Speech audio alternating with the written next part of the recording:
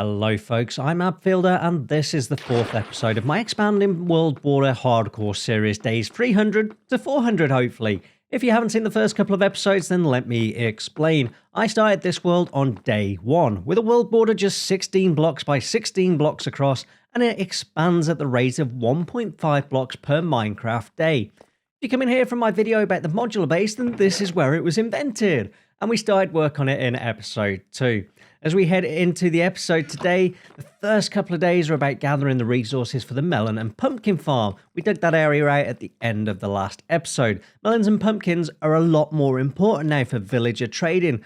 With the zombie cures, they've been nerfed so you can't stack them, so carrots and potatoes are way more annoying. Melons and pumpkins is where it's at. So with that intro out the way, without further ado, let's dive right into it. The first 8 days then were spent collecting materials, then building 6 layers of a melon and pumpkin farm. 4 layers to the melons and 2 layers to the pumpkins. I figure based on nothing but guesswork that I'll get roughly equal amounts of both by doing that. Now I did say in the last episode, I'll try and give you a better view of these rooms when they're complete. So here you go. Look at me being a YouTube pro. It's only taken about 4 years. Next up on the plan then is a honey farm. I built a bee breeder in a previous episode and it's time to make use of it. I don't need anything major here. Just a small farm that's running all the time should suffice my honey-based needs. And so I've gone for the Il Mango design. So first things first, I need to expand the tunnel network here so we've got room to build our bee breeder, and then it's onto the bee breeder itself. By day 312 then, this little farm was complete. Now this design does have a slight drawback in that it requires all the slots in each of the dispensers to have something in them, i.e. empty glass bottles. If they don't, then the honey gets put back into the wrong place and then the farm is broken. Well, at least that slot with the dispenser that has honey in. So since we don't have a gravity block duper yet, on account of the world border doesn't reach a stronghold and won't do for at least 2, 3, 4, 5 episodes maybe, we'll be purchasing glass from the librarians using the emeralds from the melons and pumpkins farm. This is going to take a while. All that reminds me that I don't actually have any farmers in the trading hall at the moment, especially ones that purchase pumpkins and melons. So the next few days were spent grabbing villagers, unlocking their trades to ensure they would purchase both melons and pumpkins, sending them to the conversion room, converting them once, since we can no longer sadly stack those discounts, and then placing them in the trading hall. I'm hoping with 10 farmers, we'll get enough XP to easily mend our tools, and enough emeralds to purchase sufficient quantities of redstone dust from the clerics and glass from the librarians. And I'm basing this all off guesswork since I'm far too lazy to do any actual maths on this. Day 317 was a special day. It's something I've been keeping my eye on for a while. See, there are some materials in Minecraft that have become very useful, and lots of farm designers use them. One of those is scaffolding, which as well as being useful for building, is also used in huge numbers of farm designs. And for that, you need bamboo. And I've been able to see a piece of bamboo outside the world border since about day 1 and looked at it longingly. Today was the day.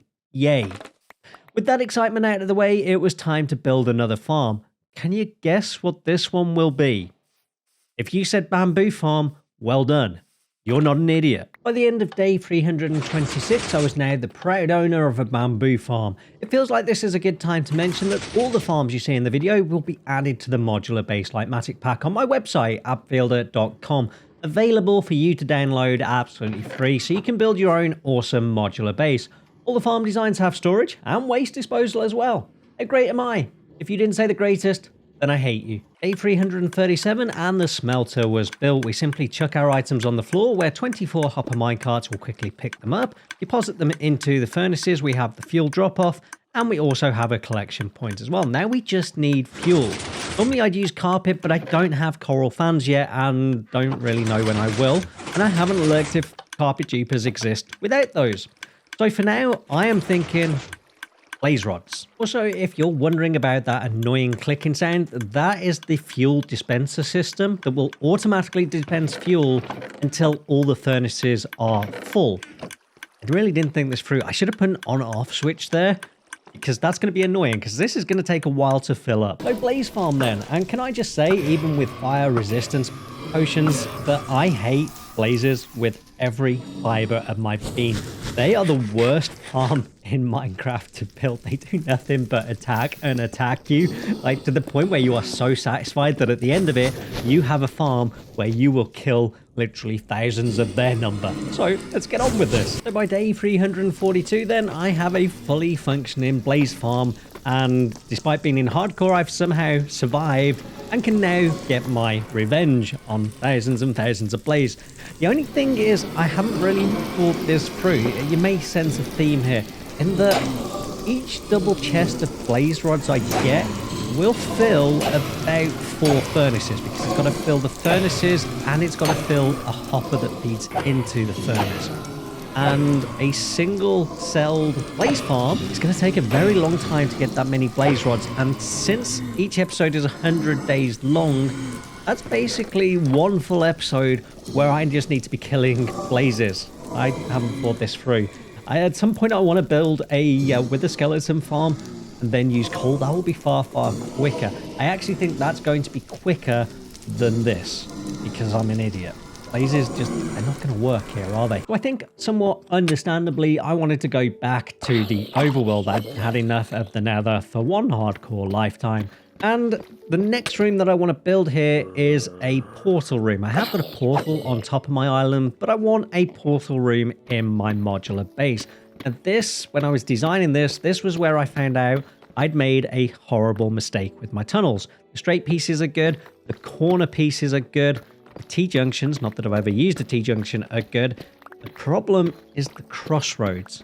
They look nice, they work in one direction, but I didn't really plan them out well enough that they work in both directions. And therefore, if you combine corner pieces and crossroads, at some point what you're going to find is your base doesn't match up, your tunnels don't match up. So I've had to redesign the crossroads, and in the pack that you download from my website, you'll find the old one still there in case you've still used it, and I apologize. And you'll also find the new one, and I've marked them up saying, you know, probably don't use this, and this is the one that you should use. So back to the portal room then. You can just about see it in the top right hand corner, as I'm not trying to die from zombies and creeper explosions. It's going to be a circular room with entrances on all 4 sides, so I've surrounded it with tunnels.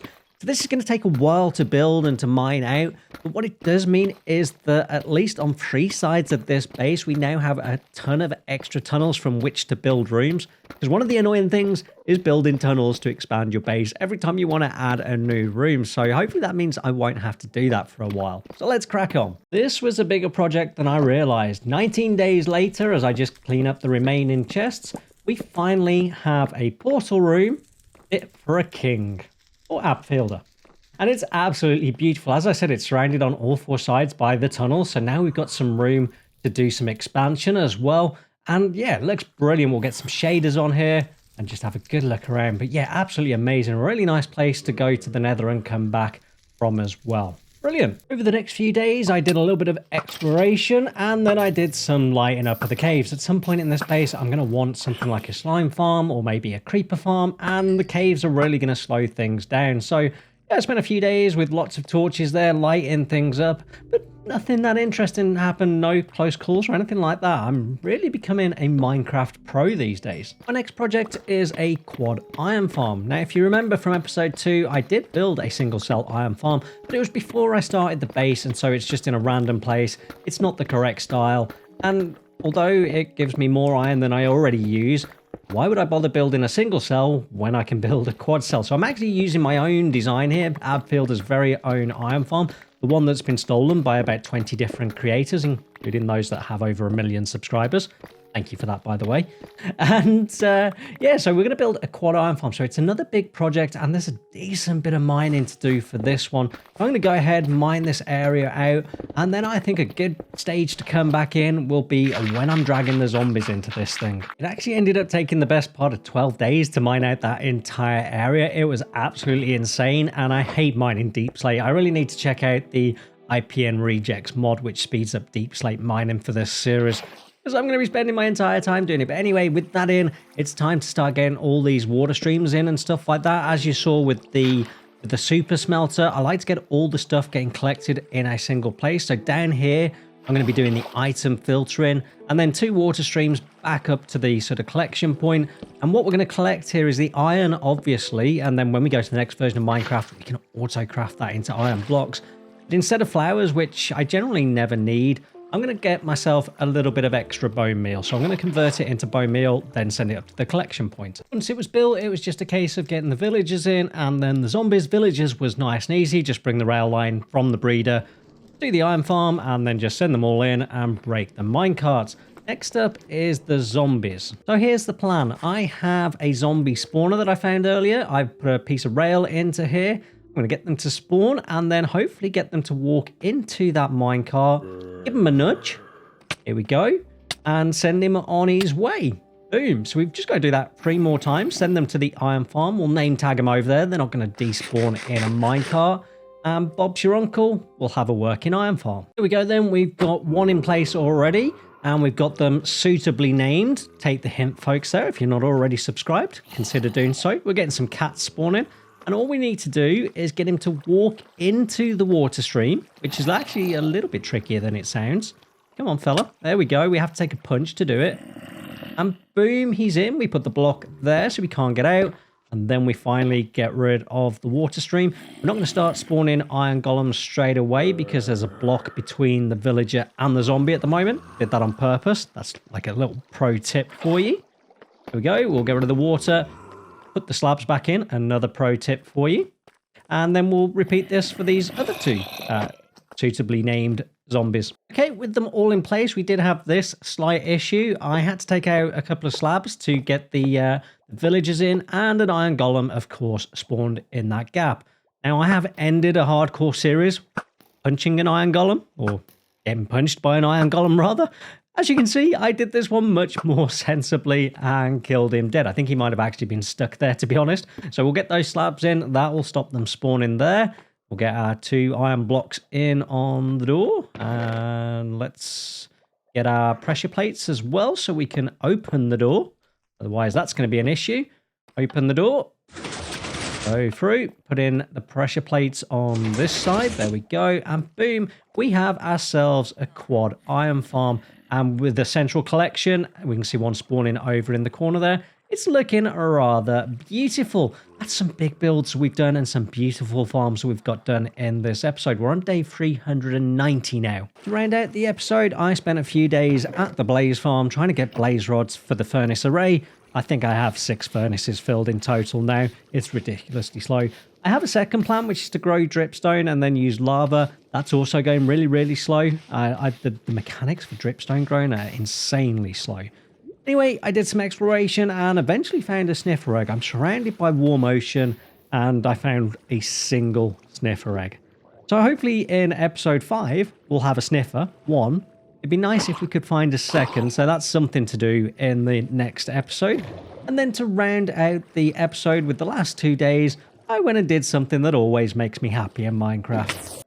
I tamed a little pussycat, and a ginger one at that. What a fantastic way to round out the 400 days. This will be the last video that I do this year. I'm going away on some holidays, so hopefully I'll have a fantastic time. Just want to say a big thank you to all of you who've watched my videos this year, who've liked them, who've subscribed to the channel, who've commented on them. And a big thank you to everyone that plays on the Abcraft server as well. It's a fantastic place to play Minecraft, and we're 2 years strong now on that server. Big thank you to my patrons. They help keep Abcraft completely free to play on, and it's pretty much now fully funded by the patrons, so that's absolutely amazing.